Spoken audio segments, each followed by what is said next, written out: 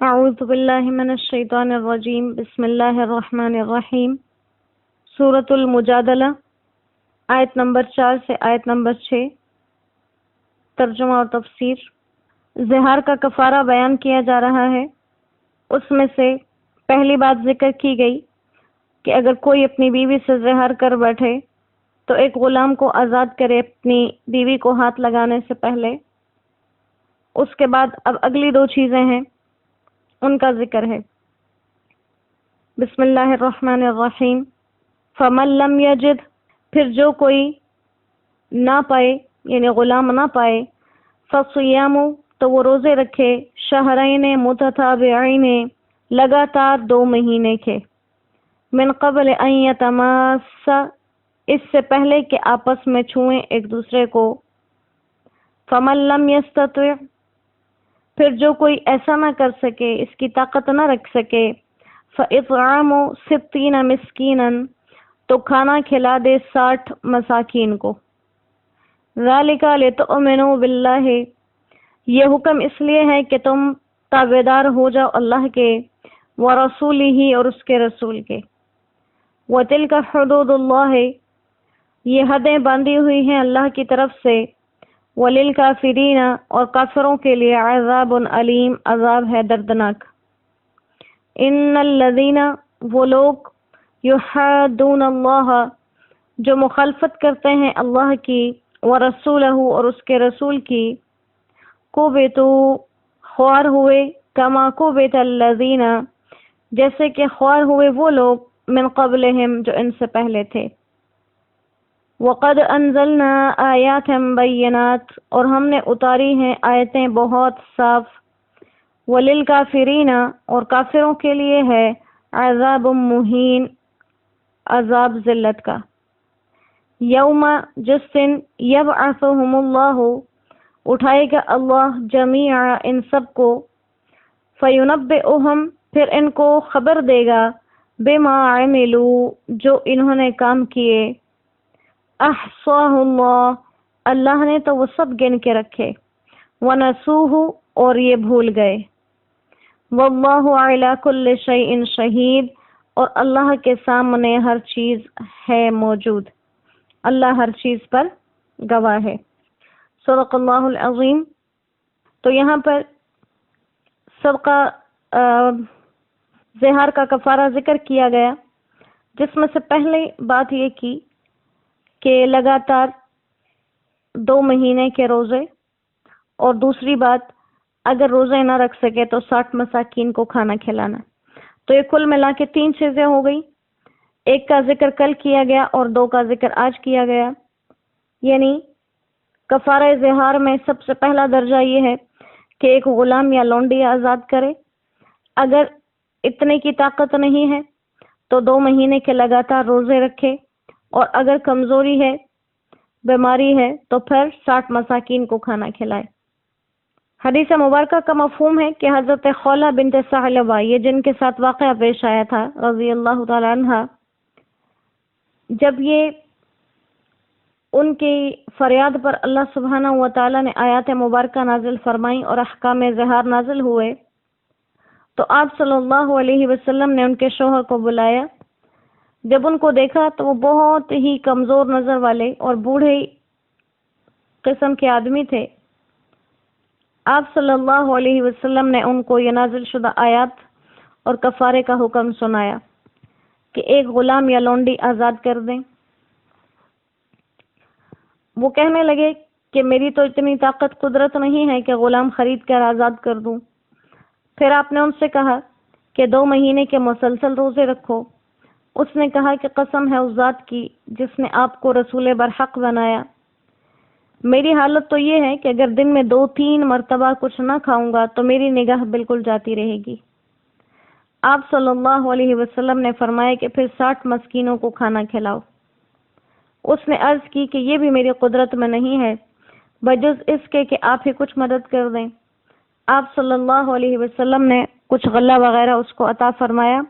پھر کچھ دوسرے لوگوں نے بھی اسی طرح سے چیزیں جمع کی، اور 60 مساکین کو فطرانہ کی مقدار دے کر اس کا کفارہ ادا کیا گیا۔ تو یہ ہو گیا کہ اللہ سبحانہ و تعالیٰ نے جو حالات ان کے ساتھ اور جو واقعات ان کے ساتھ پیش آئے، اصل میں یہ حالات اور واقعات اسی لیے پیش آئے تھے کہ اگر بعد میں کسی انسان کو یہ حالات پیش آتے ہیں تو وہی کا سلسلہ رکنے کے بعد ان حالات کا حل پہلے سے موجود ہو۔ آپ صلی اللہ علیہ وسلم کو نمازوں سے بے تحاشا محبت تھی۔ آپ نے فرمایا میری آنکھوں کی ٹھنڈک نماز میں ہے، اور آپ ساری ساری رات نماز میں کھڑے ہو کر گزار دیا کرتے تھے۔ اس کے باوجود اللہ سبحانہ و تعالیٰ نے آپ سے نماز کو قضا کروایا، اور اس قضا کروانے کی وجہ ہی یہی تھی تاکہ اس امت کو آسانی دی جا سکے۔ آپ اللہ کے نبی تھے، آپ صلی اللہ علیہ وسلم کو کسی بھی عمل کے اندر لگا دینا اللہ کے لیے کوئی مشکل، کوئی ناممکن بات نہیں۔ لیکن بعد میں جو امت آنے والی تھی لاپرواہ، اس کے پاس نماز کی اہمیت نہیں تھی، تو اللہ سبحانہ و تعالیٰ نے ایک دروازہ چھوڑ دیا کھلا کہ جب جب کسی سے نماز قضا ہو اور اس کے اندر پھر ندامت آئے تو بنی اسرائیل کی طرح یہ نہ ہو کہ توبہ قبول ہونے کے لیے اپنی جان لینا شرط ہو، بلکہ بہت آسان کام ہے کہ جو کام چھوٹ گیا اس کو دوبارہ ادا کر لیا جائے۔ اللہ کریم نے ہمیں کتنی آسانیاں دی ہیں حدیث مبارکہ کے مفہوم میں، جیسے کوئی انسان کسی خاص وقت میں کوئی ورد، کوئی وظیفہ، کچھ بھی پڑھنے کا عادی ہو، وہ اس وقت سے رہ جائے تو بعد میں کر لینے سے بھی وہ یوں ہی شمار کیا جائے گا جیسے اسی وقت کے اندر کیا گیا۔ رات کے وظائف ہے، رات کو نہیں پڑھ سکے، صبح اٹھنے کے بعد پڑھ لیے، ظہر سے پہلے پڑھ لیے، اللہ تعالیٰ اس کو ویسے ہی حساب کریں گے جیسے اس نے رات میں پڑھے تھے۔ تو اس رب کی مہربانیوں کی ہم پر کوئی انتہا نہیں ہے، بس اللہ ہمیں یہ مہربانیاں سمجھنے کی توفیق عطا فرما دیں۔ اللہ تعالیٰ فرماتے ہیں کہ یہ جو حکم میں نے مقرر کیا زہار کے لیے کفارے کا، یہ اس وجہ سے ہے کہ لِتُؤْمِنُوا بِاللَّهِ وَرَسُولِهِ، تاکہ تم تابعدار ہو جاؤ اللہ اور اس کے رسول کے، اور طلاق اور نکاح کے معاملات کو مذاق نہ بنا لو، بلکہ یہ شریعت کے احکامات ہیں جن پہ عمل کرنے سے انسان کامل ایمان والا کہلاتا ہے۔ وَتِلْكَ حُدُودُ اللَّهِ، یہ اللہ کی مقرر کردہ حدود ہیں، جو اللہ کے احکام ہیں وہ اللہ کی مقرر کردہ حدیں ہیں، ان سے تجاوز کرنا حرام۔ اسی لیے اللہ تعالیٰ نے اسلام کے ذریعے سے نکاح کو ایک خوبصورت شکل عطا فرمائی، طلاق کے لیے وجوہات بیان کی، زہار کے لیے بہترین صورت نکال دی، اور تمام معاملات جن میں جاہلیت کی رسومات تھیں، جن میں جاہلیت کے اثرات موجود تھے، اللہ نے ان کو مٹایا، ان کی جگہ معتدل اور صحیح طریقوں کی تعلیم دی، اور کہا کہ اب ان طریقوں پر قائم رہو، اور جو ان حدود سے نکل جائیں گے وہ منکر کہلائیں گے، وہ کافر کہلائیں گے، اور پھر ان کے لیے عذاب علیم ہوگا، اور اللہ کے عذاب سے پھر کوئی بچا نہیں سکتے۔ اللہ قرآن کریم کے اندر ہمیں بار بار یہ چیز بتاتے ہیں کہ میں بہت غفور الرحیم ہوں، میں غفور الرحیم ہوں، لیکن میں شدید العقاب بھی ہوں، میں ذو انتقام بھی ہوں، اور میں ان تمام چیزوں کے لینے پہ قدرت اور طاقت بھی رکھتا ہوں۔ ان الذین یحادون اللہ ورسولہ، وہ لوگ جو حدود سے نکل گئے اور حدود سے نکل کر اللہ کے مخالف بن گئے، اس کے رسول کے مخالف بن گئے، تو کہا کہ وہ ایسے ہی ہلاکت میں پڑیں گے جیسے پہلی امتیں ہلاکت میں پڑ گئی تھی، اور ان کے لیے بھی جیسے دنیا کے اندر بھی ذلت اور خواری کا انجام تھا، اور اپنے کفری عقائد پر قائم رہنے کی وجہ سے آخرت میں بھی ناکامی ہے، تو کہا ایسے ہی انہی لوگوں کو دنیا میں بھی ذلتیں دیکھنی پڑیں گی اور آخرت میں بھی ان کو عذاب علیم دیکھنا پڑے گا۔ یعنی اللہ کے اصول، اللہ کے دستور حضرت آدم علیہ السلام سے لے کر قیامت تک ایک ہی ہیں۔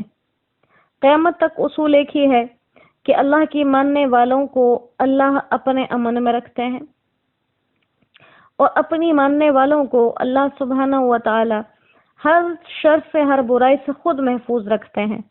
فرمائے کہ من کان للہ، جو اللہ کا ہو جائے، کان اللہ لہو، اللہ اس کے ہو جاتے ہیں۔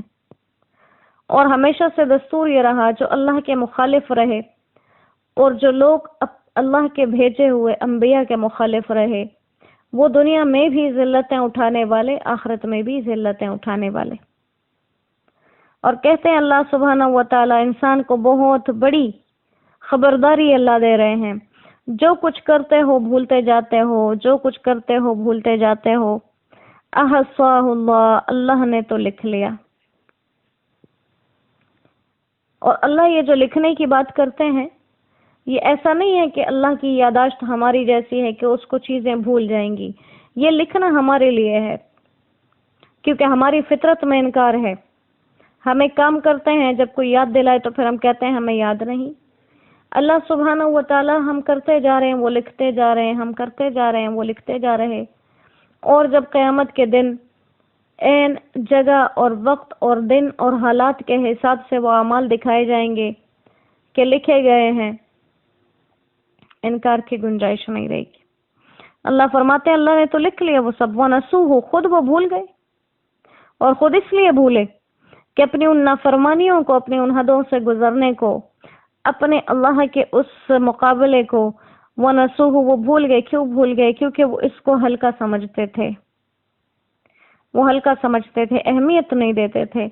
अगर अहमियत देते तो भूलते नहीं, उस पर अफसोस करते। इसीलिए अल्लाह ताला को वो लोग पसंद हैं जो गुनाह करने के बाद अपने गुनाहों को याद करके उन पर नादिम होते हैं, और जो गुनाह करके अपने गुनाहों पर शर्मसार होते हैं और अल्लाह से तौबा और इस्तिग़फ़ार करते रहते हैं। तो ये अल्लाह का वो कलाम है। जैसे एक खूबसूरत सी बात कहीं पड़ी कि अगर रोजाना सुबह अखबार पढ़ने के बजाय इंसान कुरान पाक की तिलावत कर ले तो उसको वाकई में पता चले कि खबरें क्या होती हैं। ये दुनिया की खबरें तो कितने फीसद सच हैं और कितने फीसद झूठ हैं, ये तो लिखने वाले को पता होगा, पढ़ने वाले इसका अंदाजा नहीं लगा सकते। और कुरान एक ऐसी किताब जिसके पहले लफ्ज से अल्लाह ने फरमाया ला रैब फीह, शक व शुबे की गुंजाइश ही नहीं है। सच्चे रब का सच्चा कलाम है। तो अल्लाह हमें इसके पढ़ने की ऐसी आदत डाल दे कि इसको पढ़े बगैर हमारी दिन और रात के सुकून हमें अधूरे लगे। हमारी सुबह इस कलाम के साथ हो, हमारी रात इस कलाम के साथ हो। हम दिन में वक्तन फवक्तन, जैसे इंसान के खाने के लिए दिन में 2 या 3 वक्त मुकर्रर होते हैं, लेकिन प्यास की वजह से पानी का कोई वक्त मुकर्रर नहीं है, बल्कि हर थोड़ी देर के बाद पानी पिया जाता है। तो अल्लाह ऐसे ही कुरान को हमारी प्यास वाली तलब बना दे कि हर थोड़ी देर के बाद हम इसके साथ वक्त गुजारने वाले बने, हर थोड़ी देर के लिए हम इसके उठाने वाले, इसके पढ़ने वाले, सीखने वाले बने। अल्लाह हमें दीन के साथ साथ कुरान पाक के तालिब इल्मों में ही शुमार रखे। तादम आखिर ता क़यामत अल्लाह हमें इसके तालिब इल्मों में शुमार रखे। जो कहा जो सुना अल्लाह करीम उस पर अमल करने की तौफीक अता फरमा दे हमको। वमा अलैना इल्लल बलाग व आखिरु दावाना अनिल हम्दुलिल्लाहि रब्बिल आलमीन। अस्सलामु अलैकुम व रहमतुल्लाहि व बरकातुहू।